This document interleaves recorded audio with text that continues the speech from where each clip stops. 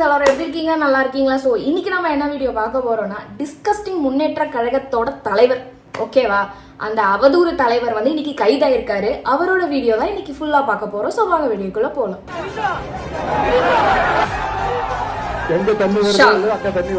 கேட்டுக்கிட்டீங்களா guys? கேட்டுக்கிட்டீங்களா? இவன் இன்னும் சொல்லிக்கிட்டு இருக்கான், நான் வந்து யாரையுமே பேசலையே, நான் வந்து யாரையுமே வந்து அசிங்கமா பேசலையே, நான் தப்பாலாம் எதுவும் எடுத்து வைக்கலையே அப்படின்னு த்ரிஷான்னு சொல்லும் போது இந்த மாதிரி ஒரு ஸ்டேட்மெண்ட் எடுத்து வைக்க வேண்டிய ரீசன் என்ன? நீங்க சொல்லுங்க. டிஸ்கஸ்டிங் முன்னேற்ற கழகம் தலைவரே, நீங்க சொல்லுங்க. இது என்ன, எதுக்காக இந்த கண்டென்ட் எதுக்கு போயிட்டு இருக்கு? காவேரி மேட்டரை பத்தி தானே பேச வந்தீங்க, அதை மட்டும் பேசணும், சரியா? இன்னும் ஒரு சில பேர் ஒரு சில பேர் வந்து இன்ஸ்டாகிராம்ல எனக்கு வந்து மெசேஜ் போட்டுக்கிட்டு இருக்காங்க, நாளைக்கு வந்து என்னது சட்டசபை, அதனால தான் அவசர அவசரமா பிடிச்சி உள்ள போடுறீங்களா அப்படின்லாம் கேட்டுருங்க. செருப்பால் அடிப்பேன் நான், சீரியஸா செருப்பால் அடிப்பேன். ஏன் அப்போ மூடிட்டு இருக்க வேண்டியதானே? இந்த மாதிரி எதுக்கு இந்த மாதிரி கொச்சா எதுக்கு பேசணும்? பேச வேண்டிய அவசியம் இல்லையா? நாளைக்கு சட்டசபை மூடிக்கிட்டு உட்காந்துக்கிட்டு நாம வந்து இப்போ என்ன கண்டென்ட்டோ அதை மட்டும் பேசணும் அப்படியே நினைக்கல. எனக்கு அப்படிதான் இருந்துச்சு. இந்த ஆம குஞ்சி, இந்த ஊபிஸுங்க, ஆபாச கட்சி, ஐயோ வந்தீங்க, அவ்வளவுதான். நான் இந்த மாதிரி பேசுறவங்க இப்படிதான் கேட்கணும். இதுல வேற வக்காலத்து வாங்கிட்டு வரீங்க, எப்படிங்க?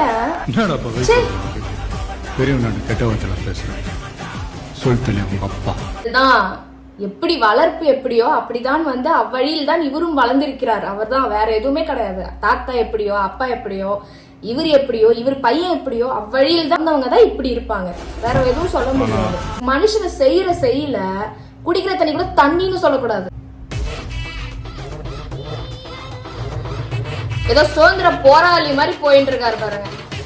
First time guys, first time DMK road show, அதுல கூட இவ்வளவு கூட்டம் வந்ததில்லை. இந்த மனுஷனை உள்ள புடிச்சு போடும் போது இத்தனை பேர் வரீங்க.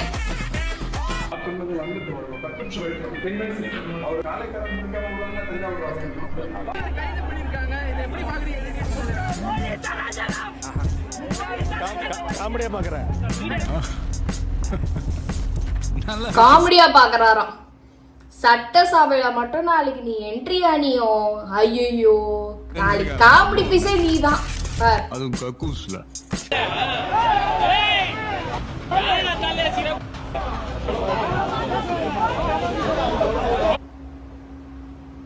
அதுதான் இவனுங்களுக்கு, இந்த கொத்தூசுங்களுக்கு இப்படி ரியாக்ட் பண்றது தான் லைக். வேற 10 பைசா கூட பிரயோஜனம் இல்லை. கடையை மூடு, எங்க அண்ணனை வந்து ஜெயிலுக்கு போறாரு, கடையை மூடு, அவனையாவது ரோட்ல போட்டு அடிக்கிறது, தீ குளிக்கிறது, இந்த மாதிரிதான் இவனுங்க பண்றானுங்க. தைரியமா இருந்தா தீக்குளிடா, நீ தைரியமான ஆளா இருந்தா தீக்குளி. போலீஸ் எல்லாம் விட்டுருங்க, எல்லாரும் விட்டுருங்க. தீ குளிச்சுக்கிட்டு இருக்கான்.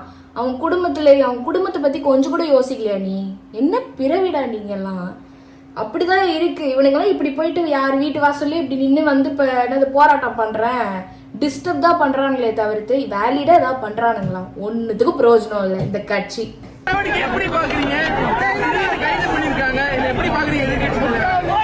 எழுதி கொடுக்கறத அப்படியே படிச்சுட்டேன் சார், எனக்கு ஒன்றும் தெரியல சார்.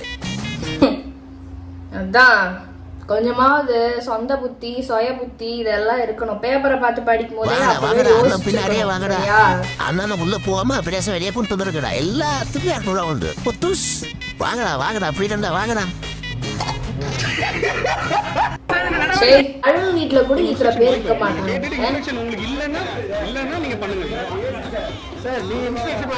மொத்த ஓடுகாலியும் அங்கதான் நிக்கிறாங்க. இந்த கீழே பாருங்க காமெடியன். ஐயோ, அவருக்கே என்ன ரூல்ஸ் என்ன மேட்டர் தெரியாது. அவரை கூட்டிட்டு வந்து உட்கார வச்சு நிக்கிறீங்க அட்வொகேட் என்ற பேர்ல. சிரிச்சுக்கினே போறீங்களா? சிரிச்சுக்கினே பாருங்க காமெடியா. பொதுமக்களை தாக்கி அராஜகம் செய்யும் திமுகவினர். இன்னும் அந்த டிவியில பாக்குற மாதிரியே ஒரு அரசியல் இவனுங்க நடத்திக்கிட்டு இருக்கானுங்கன்னா, பழைய நம்ம அண்ணா சொல்ற மாதிரிதான் ஆதிகால அரசியல் இன்னும் நடத்திக்கிட்டு இருக்கானுங்க. இன்னும் என்னடா பிறவிகள் நீங்கெல்லாம். சரி பாருங்க எப்படி அடிக்கிறானுங்க பாருங்க.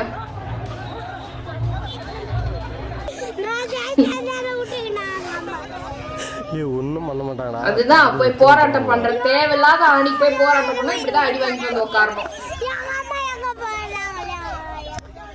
மூக்கு மட்டும் கரெக்டா எப்படி மூக்குல குறி வச்சிருக்காங்க. Oh my God. உதயநிதி கைது லைவ்ல பார்த்து சோகமான செந்தில் பாலாஜி.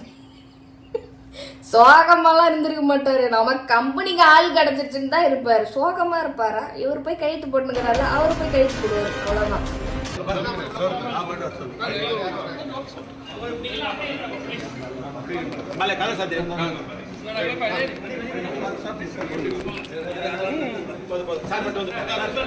ஒண்ணு புரியவே இல்லைங்க. இவரே வந்து அசிங்கப்பட்டு அவமானப்பட்டு இவங்களை வந்து அரெஸ்ட் பண்ணிட்டு போயிட்டு இருக்காங்க. இப்ப வேற வணக்கம் வச்சுடுறாங்க அவங்க கட்சியில இருக்கவங்க. என்னவா அவனுங்க வந்து எப்படிதான் அறிவாளியா இருக்காங்கன்னு எனக்கு ஒண்ணும் புரியல. 351 பப்ளிக் ஆர்டர் 2 வகுப்புகளுக்கு இடையே இதை உருவாகுது. 4 of the women harassment act. women harassment எந்த விமனை பத்தி பேசுறாங்க? எந்த விமனை பத்தி பேசுனாங்கன்னா வீடியோ பார்க்கலையா? வீடியோ பார்க்கலையா? காவேரியை பத்தி பேசுனா காவேரியை பத்தி பேசாம த்ரிஷான்னு பேரை எனக்கு டவுட்டா இருக்கு. அதை ஏத்தி விட்டதே இந்த ஆள் தானோ அப்படின்னு எனக்கு டவுட்டடா இருக்கு. நான் கடைசியில நான் பேசவே இல்லையே, யாரோ பேசுனதுக்கு நான் எப்படி பொறுப்பாக முடியும் அப்படின்ட்டு. யாரோ பேசுனது நீங்க பொறுப்பாக முடியாதான். அந்த த்ரிஷான்னு சொல்லும் போது தேவையில்லாத அன்பார்லிமெண்ட் சென்டென்ஸை ஏன் நீங்க விட்டீங்க? அதுதான் பிரச்சனை. சரியா? உங்க வீட்டுல பேசுற வார்த்தைகள்லாம் வந்து பப்ளிக்ல வந்து பேசக்கூடாது. ஓகேவா? கொளுத்துங்க.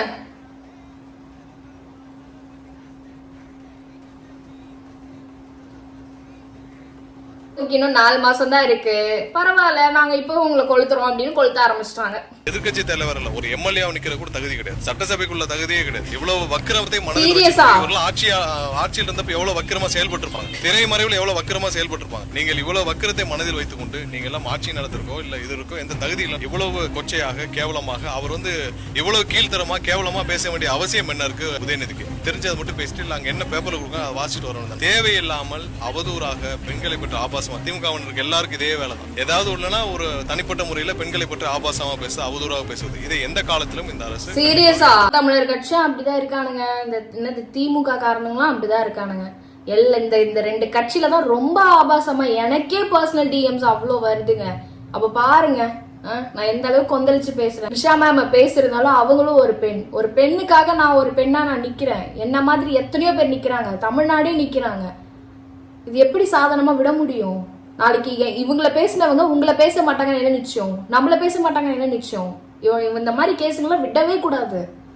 அதுதான் இவங்களுக்கு தெரிஞ்ச அரசியல். இதுதான் ஆதிகால அரசியல். ஏதாவது ஒரு பிரச்சனை, தலைவரை புடிச்சிட்டு போயிட்டாங்க அப்படின்னா கடையை சாத்து, ரோட்ல போராட்டம் பண்ணு, தீக்குழி, 4 வார்த்தை பேசு, பிரஸ் குடு. இதுதான் இவங்களுக்கு தெரிஞ்ச அரசியல். இவ்வளவு பிரச்சனை மத்தியில நம்ம அண்ணன் இன்னைக்கு இதை பண்ணிருக்காரு. 274 கோடி மதிப்பில் 51 கல்வி கட்டிடங்களை திறந்து வைத்தார் மாண்புமிகு தமிழ்நாடு முதலமைச்சர் அண்ணா சி ஜோசப் விஜய். அவர் வேலை செய்யறார், சட்டம் கடமையை செய்து, அவ்வளவுதான். கட்சிக்காக உழைத்தவர்கள் பொதுமக்கள் இப்படி எதுவுமே இல்லாம லட்டி சார்ஜ் இருக்கக்கூடிய அளவுக்கு இங்க என்ன தீவிரவாதம் பண்ணாங்களா இல்ல வேற ஏதாவது? இல்ல தீவிரவாதம் பண்ணாங்களா, வேற ஏதாவது பண்ணிருந்தீங்கன்னா ஆனா கான்சிக்வன்ஸை ஃபேஸ் பண்ண போறீங்க. தீவிரவாதம் பண்ணாங்களா, இது பண்ணாங்களா, அது பண்ணாங்களா, லட்டி சார்ஜ் எதுக்கு? ஆமா, போற வரவனை வந்து அடிக்கிறது, தீ குளிக்கிறது, அங்கங்க போராட்டம் பண்றது, ரோட் நீங்க நடத்துனீங்களே டிஎம்கே ரோட் ஷோ, அதுல கூட இவ்வளவு பேர் வரல. எதுக்கு இப்ப இவ்வளவு பேர் வரீங்க? அதுதான் எனக்கு புரியல. ஜெயிக்க வைக்கிறதுக்கு வரல, உள்ள அரெஸ்ட் ஆகி போகும்போது மட்டும் இத்தனை பேர் கிளம்பி வரீங்க. எனக்கு நீதான் தெரியுது டிஎம்கேல இவ்வளவு பேர் இருக்கானுங்க அப்படின்றது எனக்கு நீதான் தெரியுது தானே. நீயும் ஒரு பொண்ணு தானே. இவங்களை என்ன கேட்டகிரியில இந்த அம்மாவை சேர்க்கறதுன்னே எனக்கு தெரியல.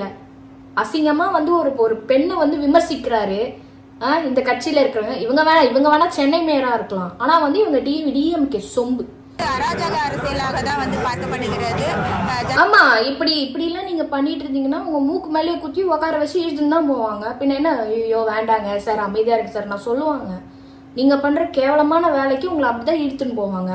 நீங்க எடுத்துட்டு போல துப்புரவு தொழிலாளர் எப்படியாச்சும் எடுத்துட்டு போனீங்க.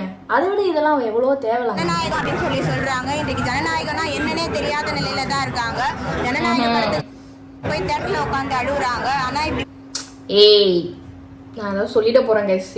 எனக்கு ரொம்ப டெம்பர் ஆகுது கைஸ். நிறைய பேர் சப்ஸ்கிரைபர் வந்து ஐயோ கம்முனிரு அப்படின்னு சொல்றீங்க, ஆனா என்னால முடியல. இதுக்கும் ஜனநாயக படத்துக்கு என்ன முடிச்சு போடுறீங்க? என்ன முடிச்சு போடுறீங்க? இதுக்கும் ஜனநாயகத்துக்கும் சம்மந்தமே இல்லை. தேவையில்லாம பேசி அடி வாங்கிட்டு போயிடாதீங்க மேற்பிரியா. கம்முன்னு வந்து என்ன மேட்ரு அது என்ன மேட்ரு நீங்க பேச வந்தீங்க? உங்க கட்சி தலைவரை வந்து இந்த மாதிரி போலீஸ் புடிச்சிட்டு போயிட்டாங்க, அவங்க வந்து சொல்லல, அதானே சொல்லணும். நீங்க அதை மட்டும் பேசுங்க. இப்பதானே சொன்னேன் நான், என்ன நடக்குது தெரியல, அந்த படத்துல நடந்த சினாரியோ அப்படியே இப்ப நடக்குது. முடிக்கவும் முடியல. காய்ஸ், யாரெல்லாம் வந்து பார்த்து ரிட்டன் வீட்டுக்கு வாங்க, இவனுங்க வந்து காமெடி பண்ணிக்கிட்டு இருக்கானுங்க. இந்த காமெடியில நம்ம வந்து பலிக்கடை ஆகக்கூடாது. ஸோ வந்து யாரெல்லாம் போறீங்களோ பத்திரமா வீட்டுக்கு வாங்க. ஸ்கூல் குழந்தைங்களாம் வந்து சேஃபாக வச்சுக்கோங்க. ஸோ வந்து மோஸ்ட்டாக நைட் இன்னைக்கு வெளியே போகாதீங்க. ஒரு சில கேஸுங்க பண்ணுற அட்ராசிட்டிஸ்லாம் நம்மளால அதை தாங்க முடியாது. நமக்கு அது வந்து சேஃப்டியாக இருக்காது. அவனுங்க அடிச்சுட்டு செத்து போட்டான், அது பிரச்சனை கிடையாது. நம்ம வந்து சேஃப்டியாக இருக்கணும். சரி, நிதிக்காக களத்துல இறங்கிய OPS அவரே முடிச்சு உள்ள கைது தானே. எப்பட்றா உங்களுக்குலாம் அறிவு இருக்குதா இல்லையா எனக்கு தெரியல. வயசு பெரியவங்களாம் இருக்கீங்க, அறிவுன்னு ஒன்று சுத்தமா இல்லையா? என்ன மாதிரி வார்த்தை அந்த மனுஷன் விட்டுருக்கான் அப்படின்றது உங்களுக்குலாம் மண்டையில ஏறுதா, புரியுதா இல்லையா? ஒண்ணுமே எனக்கு புரியல. ஐயோ, என்ன இன்னும் சின்ன நீ என்ன இப்படி போட்டிருக்காங்க? கொஞ்சம் மனசு கஷ்டமா தான் இருக்கும் போலயே.